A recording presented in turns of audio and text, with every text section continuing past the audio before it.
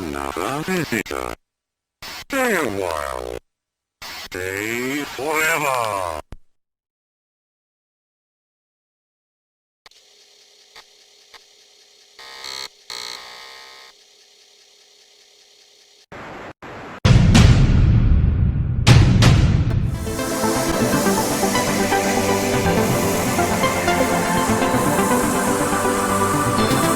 What's going on, everybody? Hope you're doing well. Grim of Grimdags here with a different one. Grim is going to play music. Yeah, video game music. Yeah. Enunciating is very important for some of you guys, I know. Because if any of you ever wonder where do these obscure chip tunes come from... Let's rock!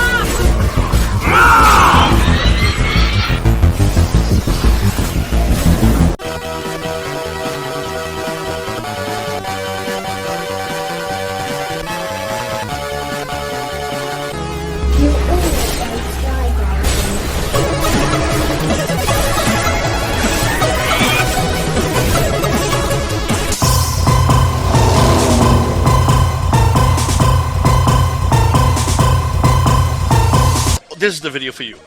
We're going to start the same way I started gaming. Competitively. Somewhat. You know, so skipping Ataris. All of them. We're going to begin with Commodore 64 and move on from there. If this starts getting some traction, then we'll move into some more Commodore 64s and Nintendos and, you know, the original NES, and then back to DOS, because yes, I did go back to PC gaming after that, and then maybe dip our toes into Super Nintendo, and let's see where it goes from there. But first, the C64 and the tunes that stand out to me. Beginning with a few honorable mentions. Defender of the Crown was one of the very first cinematic games I've ever played that I just had to master. And I have mastered it, except for that damn joust. I hated that joust. For the life of me, could not figure it out. And was only successful, maybe once or twice in my entire career. But everything else, raids especially, sieges, I got you.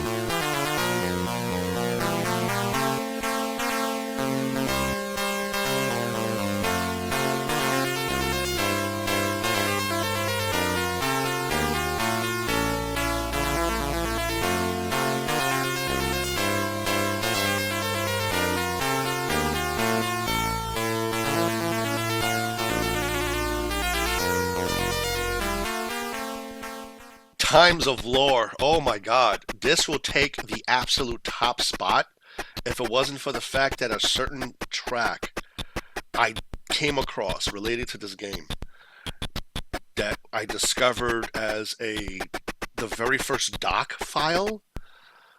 Kind of like, you know, it's instead of it being a hack or a cheat, it's just a walkthrough, a Word document that prints itself out as you read it. You know, it just types itself out on the screen as you read it, and it plays music while you're doing so. That music is the most amazing work of art I've ever heard in my life, and it's the only place I've ever seen it. Otherwise, this game does not have any music whatsoever except for the intro, in which page 3 is my personal favorite.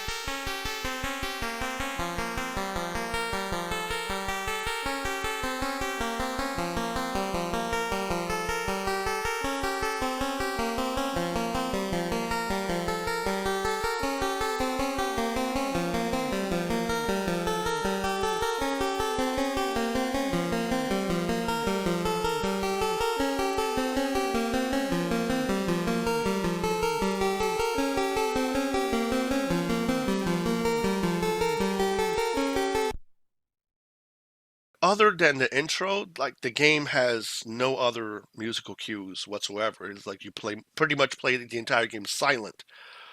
But that's a good thing because the sound effects of when you're in the forest and the leaves rustling and the wind blowing and your footsteps, with the way it echoes when you're indoors, and it sounds different when you're walking on tile or stone or wood or dirt. It's amazing. This early in game development, they had these tricks. Like, oh my god, so good.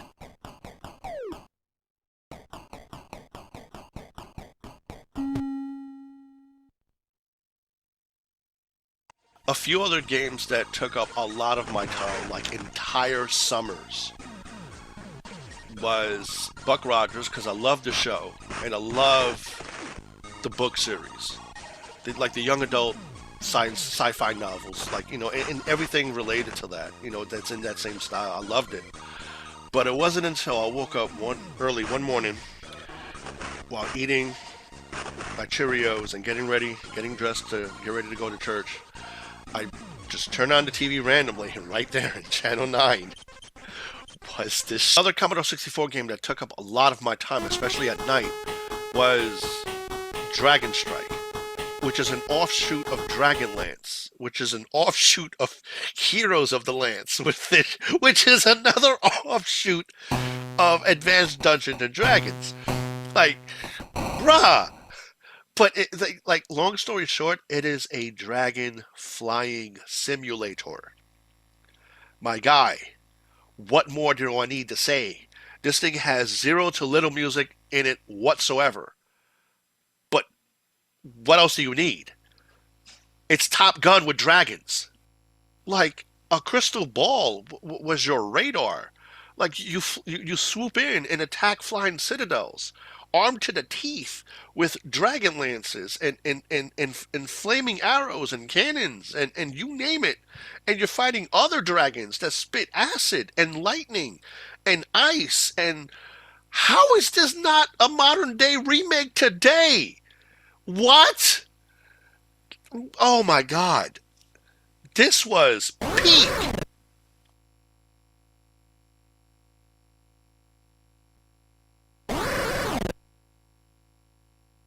Alright, those are the honorable mentions. Now on to like the real deals. Music that was wow to me.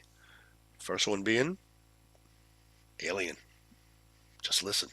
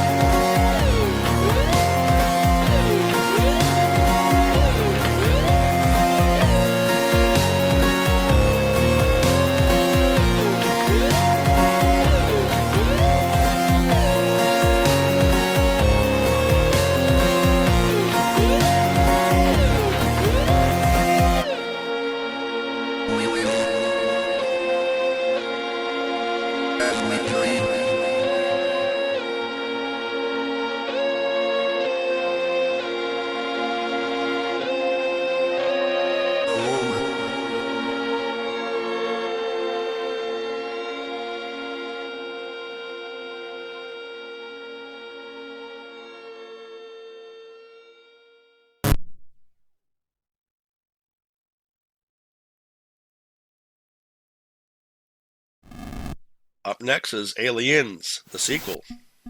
Yep, they made these games for Commodore 64. Tell me it's not haunting.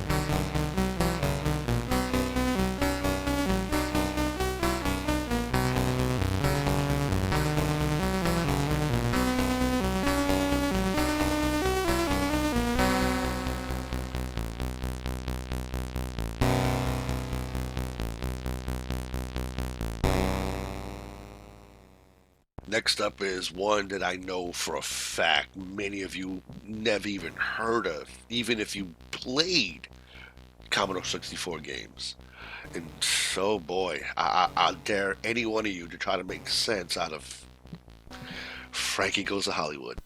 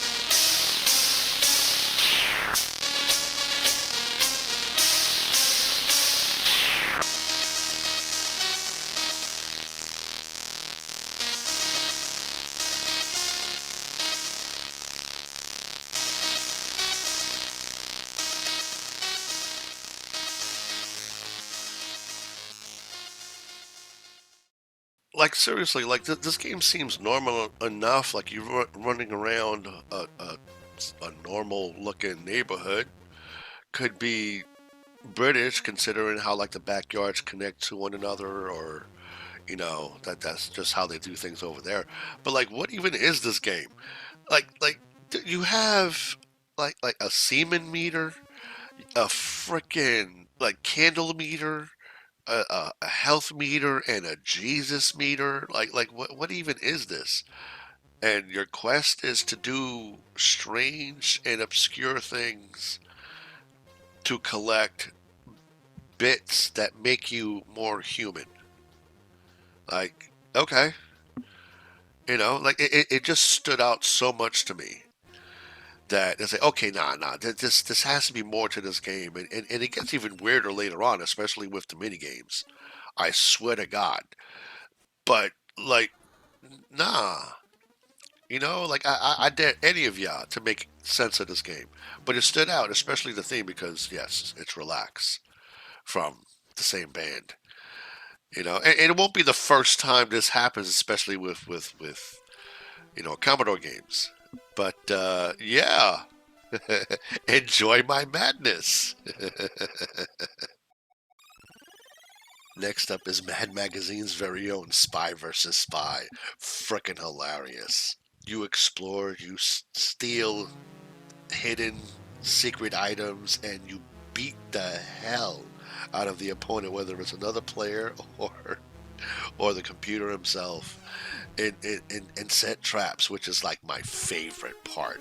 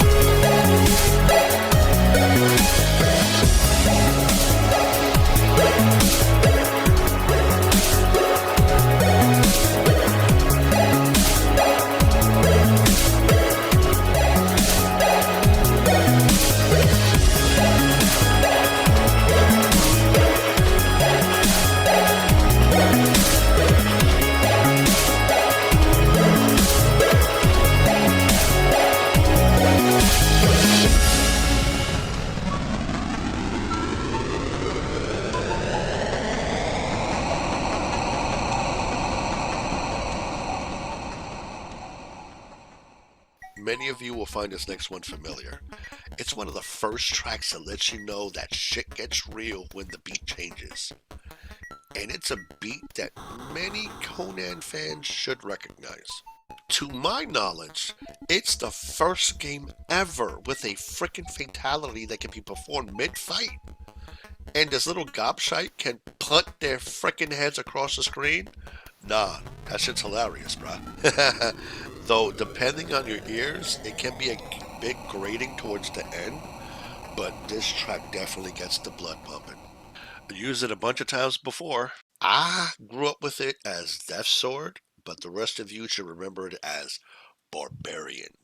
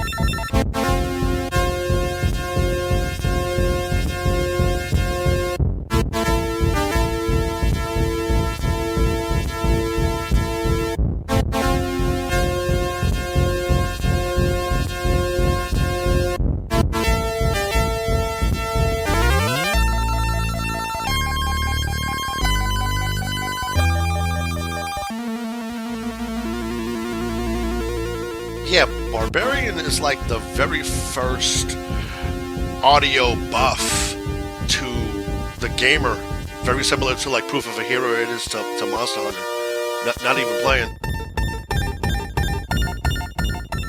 I can't tell you how many times this game and one other I jam to every Saturday morning to get me in the mood to play D&D or head out to the mall and get me some fantasy bucks. Coming up next is the first in a series of games that were released in multiple platforms, Commodore 64 and usually Nintendo, NES. Comment down below and state which version you think is better. But up first is Ghosts and Goblins. Yeah, both versions are definitely classics. It's just that for me, the Nintendo version is more dramatic and whimsical and exaggerated.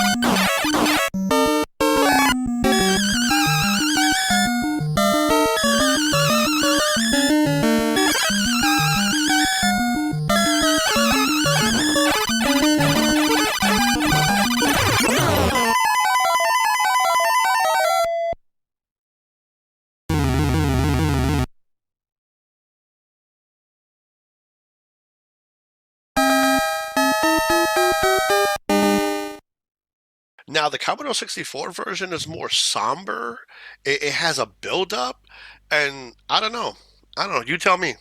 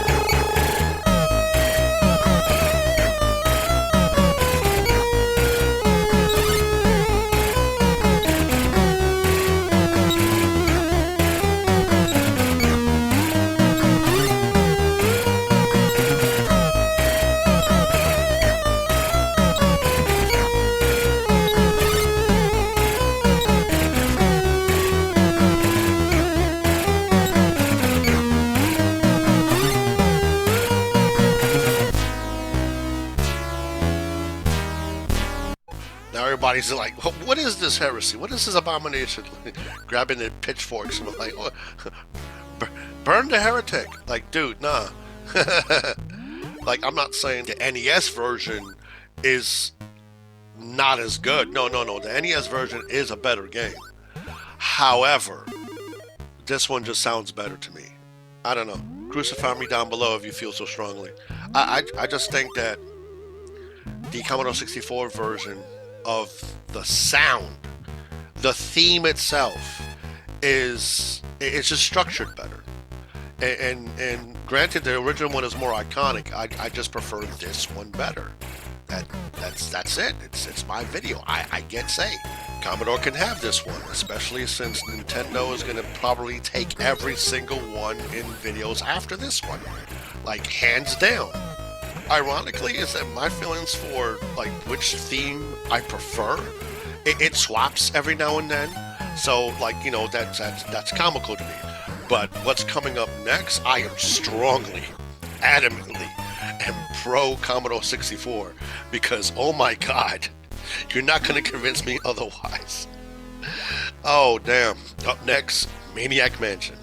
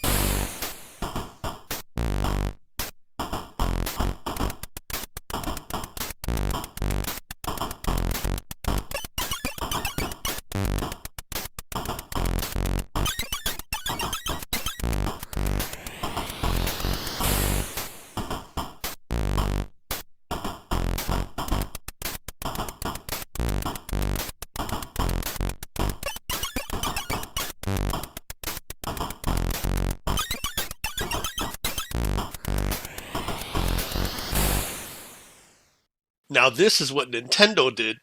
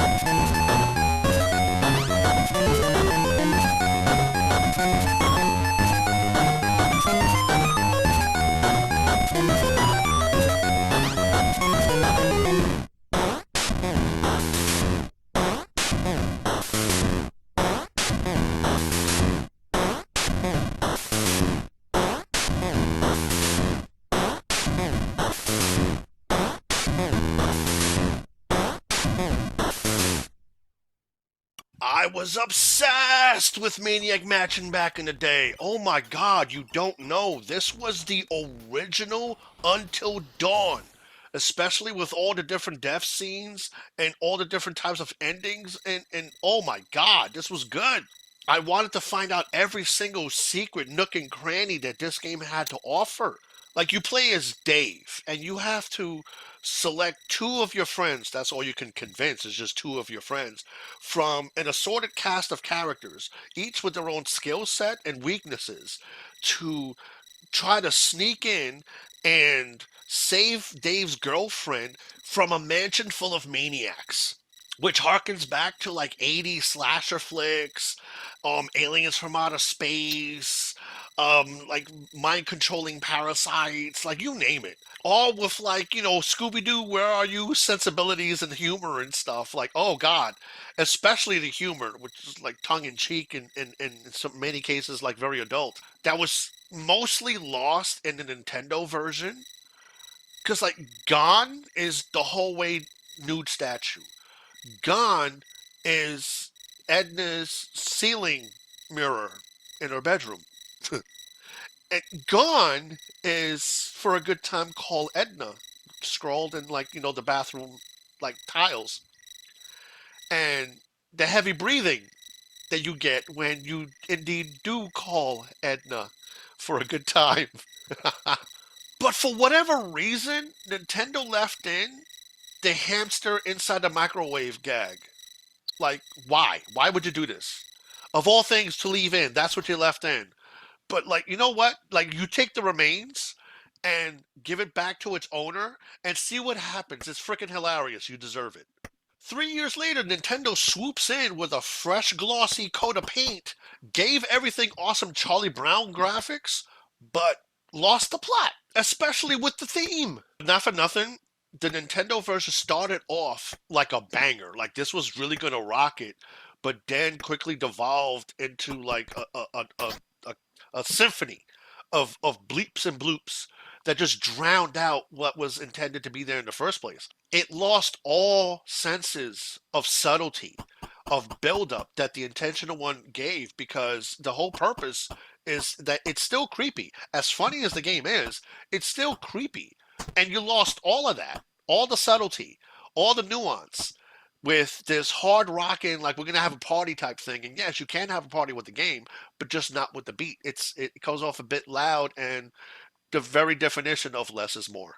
This classic literally gave birth to an entire genre of point and click games that dominated the industry in the late 80s, early 90s. And nothing illustrates that more than its spiritual successor. Up next, Zach McKraken.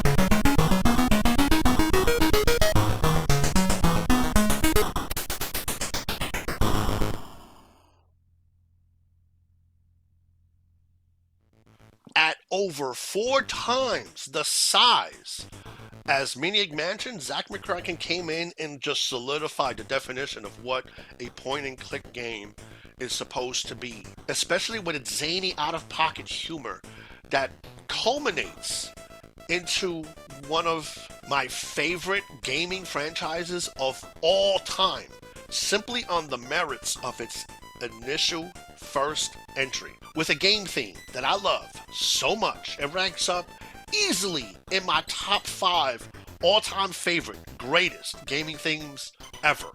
But that'll be discussed later in the DOS video. Up next, I got my ass handed to me with Overlord, but some of you would know it as Supremacy.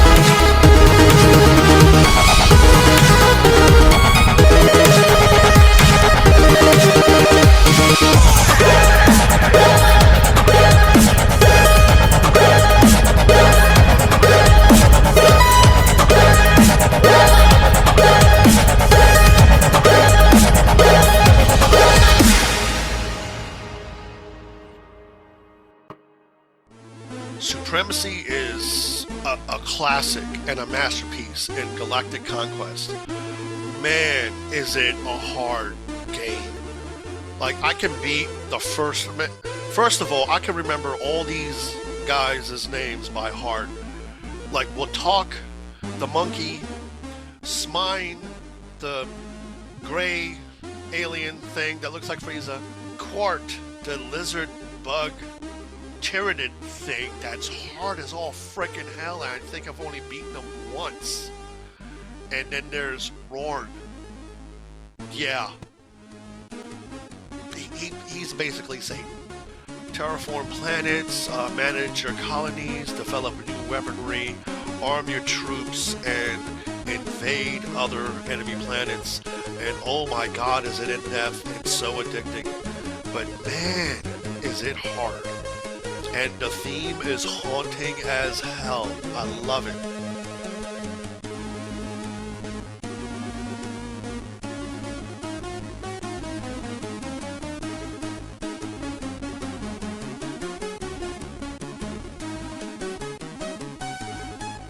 And now from the far future to the distant past, we go old school with Sega's very own Golden Axe.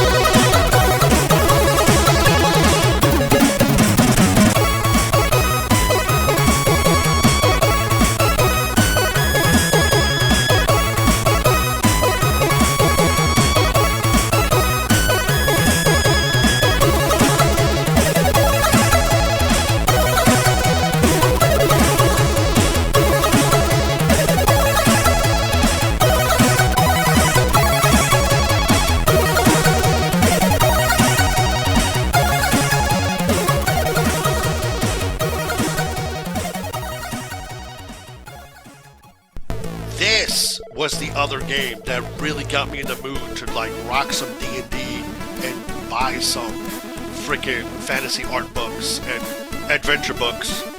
But this being one of the very first games I've ever beaten and saw the ending was like mind-blowing to me. Because, like, the ending is a bunch of kids playing at an arcade? Are you serious? My mind was blown.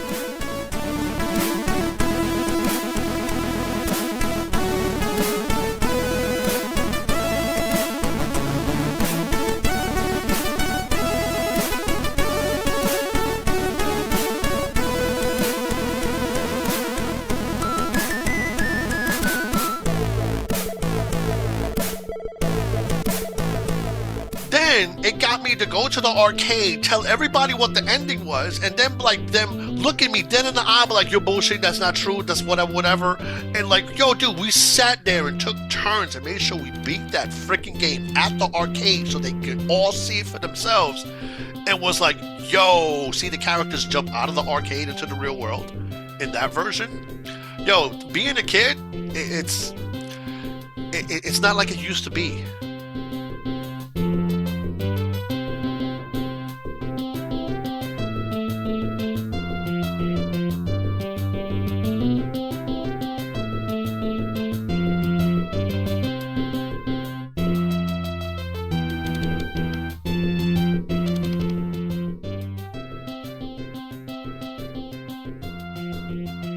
Up next, the C64 versus NES feud continues with Skate or Die. Like, comment down below and let me know, like, who did it better.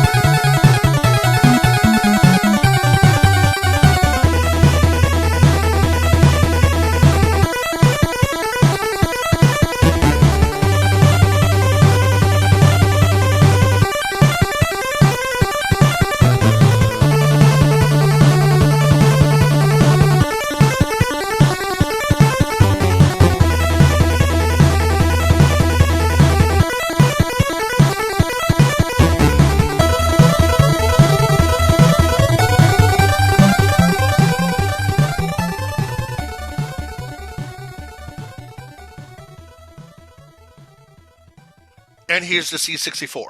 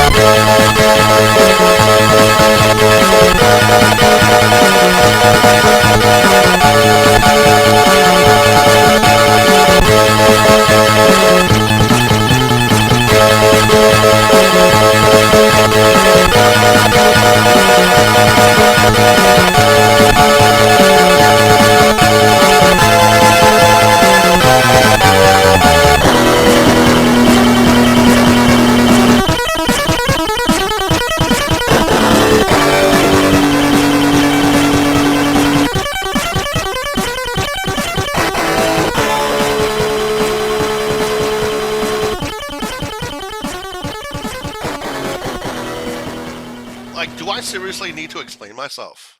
Not for nothing, I was introduced to Skate or Die through Commodore 64 first, and then Nintendo. So it was like, oh, okay, the beat's still good, just not as good. But if you're coming from Nintendo and go over to Commodore 64, my God, this is how you do loud right. Because this comes at you hard with just the basic beat at the right levels and no extra beeps and bloops and stuff to like distract or muddy everything down. That is how you improve on perfection. His name is Rob Hubbard. Know that name. Learn that name, because you're going to see that name a lot, and you're going to see it again with Commando. Up first, Nintendo.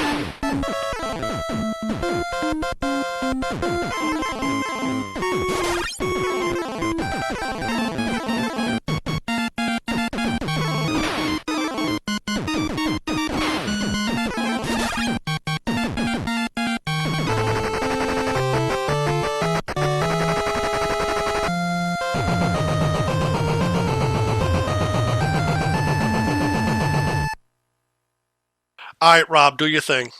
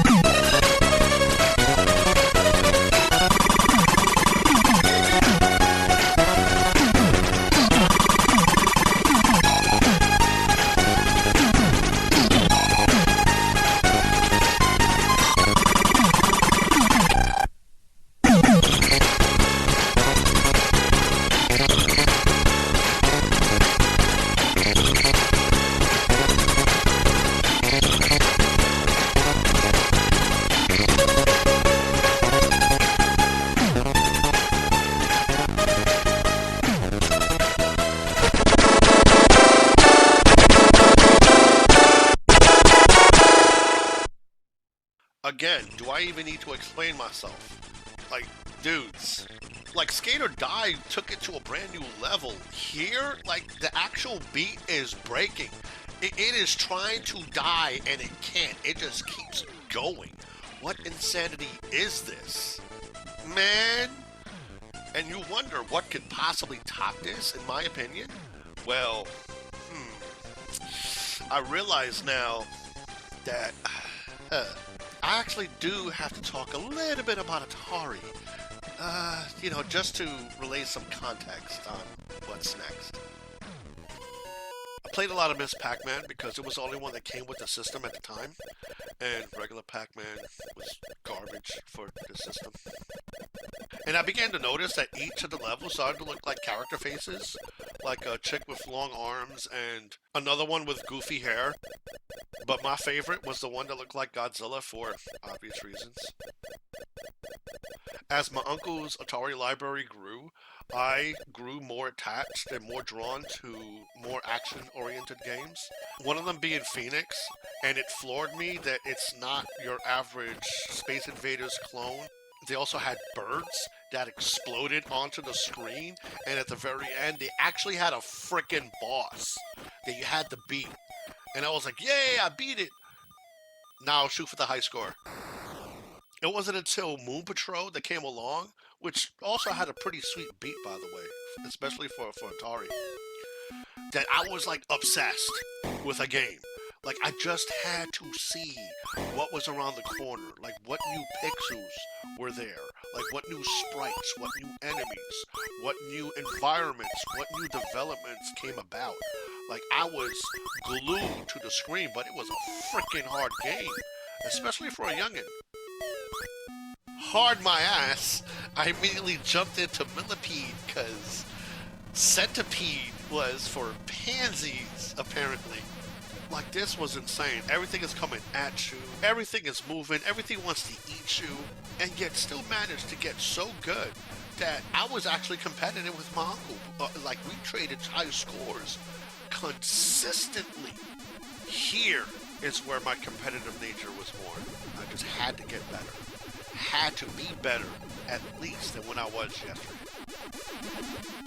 Yes, before anybody asks, I did play E.T., and no, it is not the worst game ever made. Super quick on the subject, Atari was in deep competition with the competitors in television and ColecoVision, just to name a few.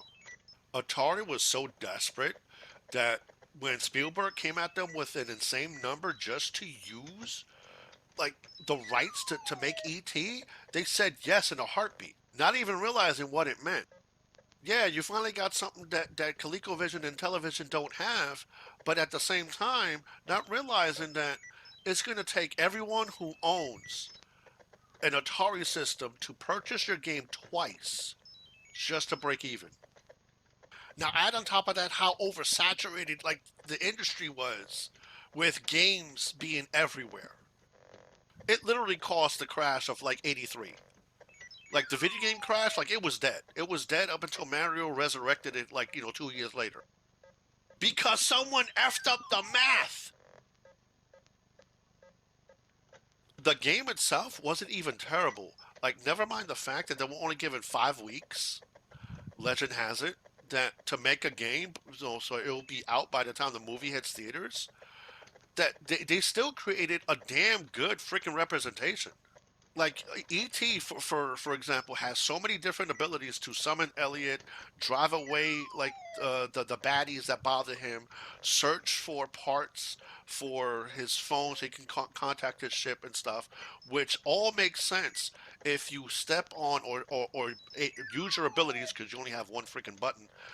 Stand on a particular spot on the screen, in which a symbol will represent what ability he's able to use at any given time, that particular time. But without the freaking manual explaining what these things are, what they did, and knowing kids don't read a freaking thing, they had nobody knew what to do. The parents didn't know, the child didn't know, so nobody knew what to freaking do because nobody freaking reads anymore. That's why it was said to, like, oh, it was the worst game ever, and look at it caused a crash in the video game industry. And now I'm ranting. Now I need to relax, which is ironic. Ironic in that I'm getting into a rant at the same time that around this time back then, I needed a break from all these action-oriented games and needed something to chill with. So my uncle introduced me to pinball as a video game. And initially I thought this was weird. Like, what even is this? But it wasn't until he got an amazing cartridge called Midnight Magic that I realized, oh, wow, pinball is cool, but there's a reason for it. This breaks down to the simplicity of colors.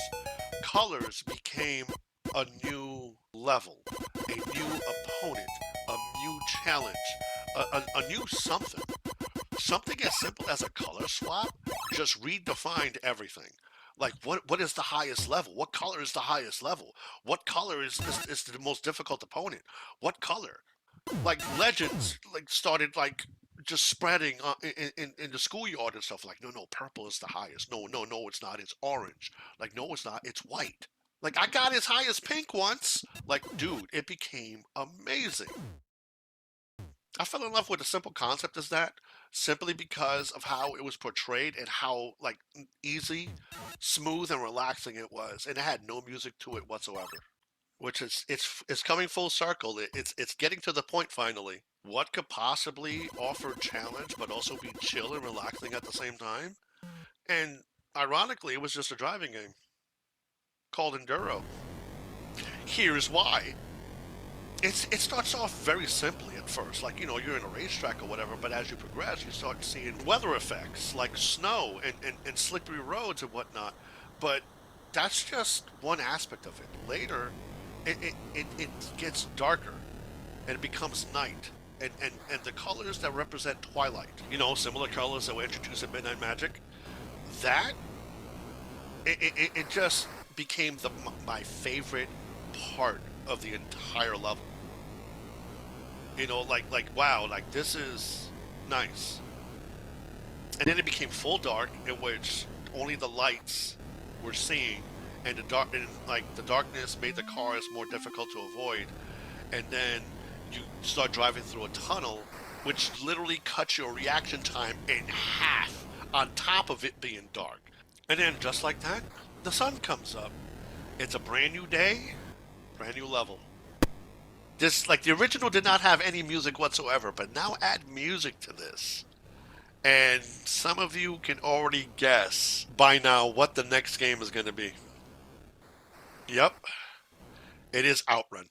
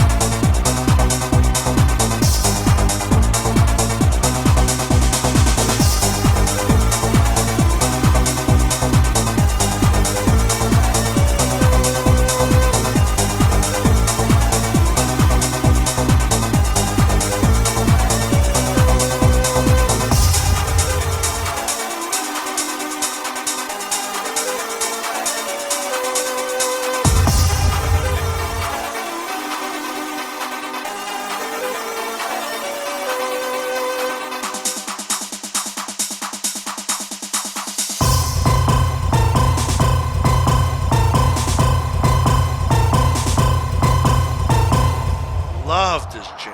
One of my all-time favorite tracks of all time. So good, so good. Please don't listen to this as you're driving. You might hit plaid. And leave a heart down below if you know the reference. Hey, here's a quick quiz before we head out. Magical Sound Shower is the track that most people like myself, enjoy from OutRun. However, there's another track called Sound Shower that usually gets ignored, not really good.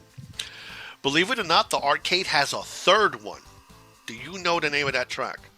Comment down below the name of that track if you know it. Now, on to the very last track. My favorite Commodore 64 track of all time is MoonShadow. All three tracks. You're welcome.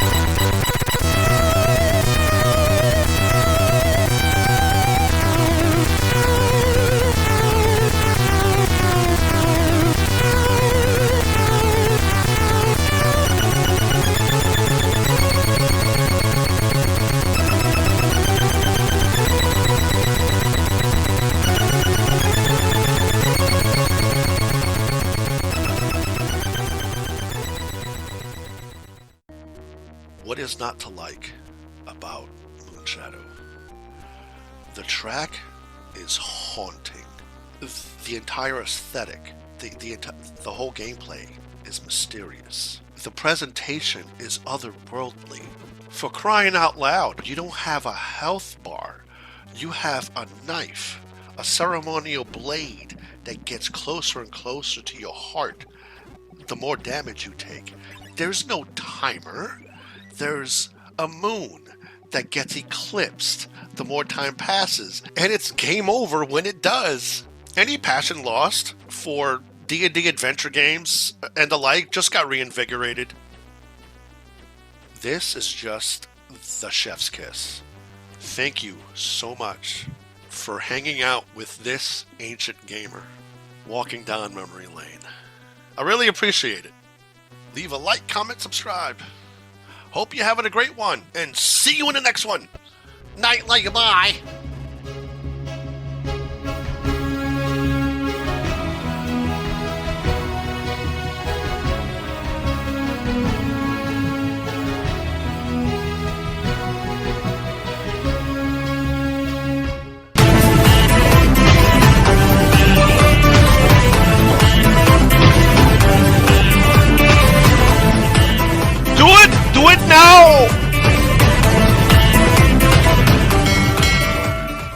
el centro, clave, gol. ¡Gol!